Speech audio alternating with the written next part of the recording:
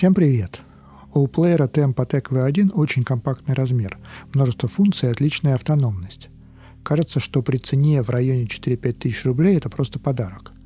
Ведь при такой функциональности у него просто нет конкурентов в этом ценовом диапазоне.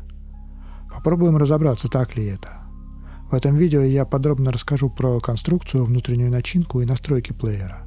Конечно, расскажу про самое главное, что у него со звуком, и сравню с некоторыми другими моделями аудиоплееров. Все это есть в тайм-кодах, не переключайтесь.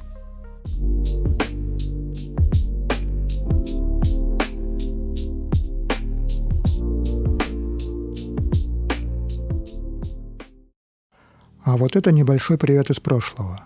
Мой MP3-плеер MPEO FY800. Это 2006 год выпуска. Представьте себе, первый iPhone вышел только через год. Нашел его недавно, разбирая завалы старого хлама. Аккумулятор был сдохший, но на Озоне подобрал похожий по параметрам. Разобрал, перепаял, и вот он снова работает. И несмотря на ограниченный функционал, этот плеер интересно звучит даже сегодня. Да, у него есть небольшой фоновый шум, но звук достаточно динамичный и драйвовый. С таким ретро-вайбом. В свое время он подарил мне много прекрасных музыкальных эмоций. Но главное, он суперкомпактный и легкий. И вот я подумал, есть ли какое-то современное устройство, которое, обладая хорошим функционалом и приличным качеством звука, было бы таким же маленьким и удобным. И кандидатом на такое устройство стал Tempotec Variations V1. Он действительно очень маленький и легкий, вес всего 70 грамм. Корпус хорошо собран, его приятно держать в руках. Есть интересные элементы дизайна на задней стороне. Экран тоже маленький, всего 2 дюйма, занимает только половину передней панели. Но это качественный IPS, и на нем все на удивление хорошо читается. Да, управлять касанием может быть не всегда удобно, но на корпусе есть 6 кнопок, которые здесь очень полезны. На правой стороне включение, плей-пауза и кнопки «Следующий предыдущий трек». Ими же при удержании можно проматывать композицию. И слева кнопки регулировки громкости. Кнопки не болтаются, нажимаются четко, легко нащупываются в кармане и при этом случайно не нажимаются. Выход на наушники 3,5 и 4,4 мм сверху, а разъем Type-C снизу. Внутри здесь стоит оболочка от Hybe, но немного модифицированная. По дизайну она более строгая, минималистичная, что мне нравится. Все четко и понятно, на касании свайпы откликается хорошо и работает на удивление быстро. В ранних обзорах люди говорили, что на первой версии прошивки все работало плохо, были постоянные вылеты и зависания. Но на моем экземпляре уже стояла следующая версия, и меня даже удивило, как здесь все плавно и четко работает. Как обычно, у нас здесь есть музыкальная библиотека, организованная по песням, альбомам и исполнителям. Здесь же плейлисты и настройки воспроизведения.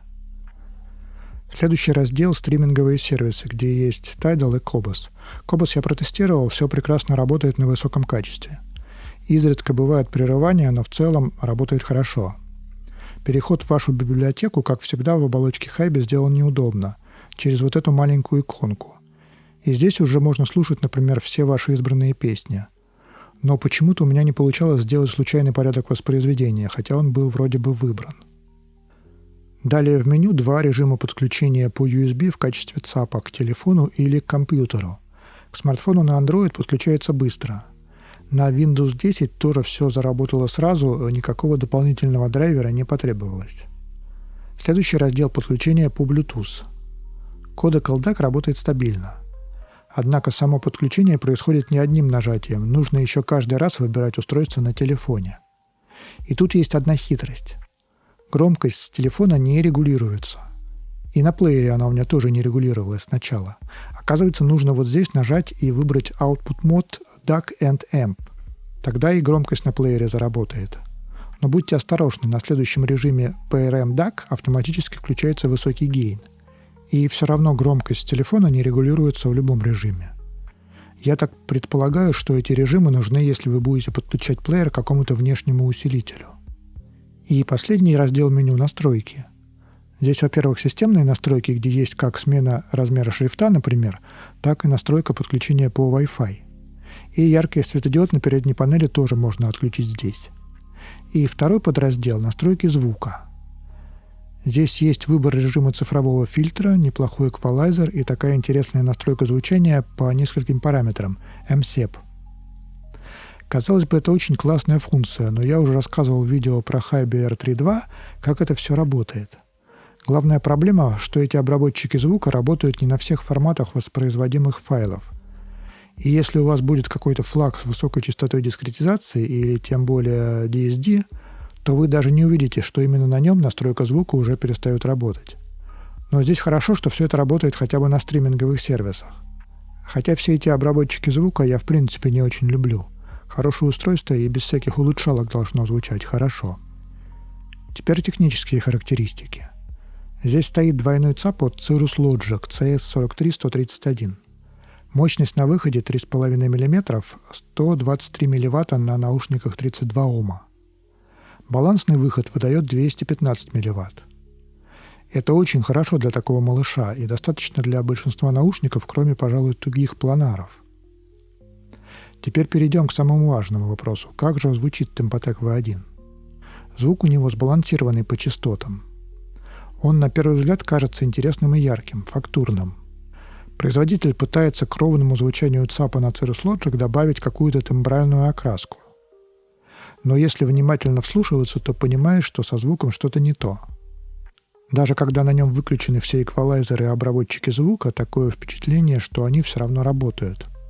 Из-за этого чувствуется, что звук грубый и как будто слегка искаженный. И это особенно заметно при длительном прослушивании. Ты устаешь от такой шершавости звука. И, конечно, в сравнении с другими устройствами разница очень заметна. Переключаясь на другие плееры, я сразу чувствую гладкость, воздушность, объем звука. А потом возвращаешься на V1, буквально как будто тебе в уши насыпали песка и перемалывают его ржавыми шестеренками. И это действительно плеер, который я не могу рекомендовать, несмотря на то, что его форм-фактор мне очень понравился. Конечно, от бюджетного устройства нельзя требовать многого. Но слушать такое – это загрублять свое восприятие музыки. Пусть лучше это будет старый смартфон с мини-джеком, который звучит скромнее, но там вы услышите все оттенки и полутона, хотя и не получите, скорее всего, вау-эффекта. А здесь вы теряете звуковую информацию, упрощаете звук и, главное, привыкаете к такому неправильному звучанию. И, может быть, это еще будет приемлемый вариант с бюджетными наушниками за $20 уровня 7Gear Zero 2. Они сгладят все эти шероховатости. Но если вы возьмете что-нибудь получше, почувствительнее, то весь этот мусор сразу станет очень заметным. Какие есть альтернативы?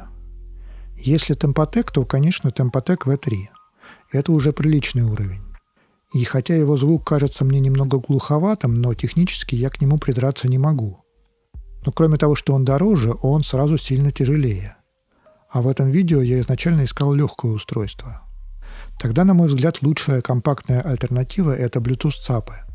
Hi-Fi Go Blue, Shanlin Cap 6, Kadas T Pro – это все будет звучать на 2 порядка лучше, несмотря на Bluetooth.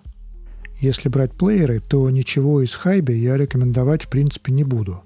А вот, например, Shanlin M1 Plus как раз буду.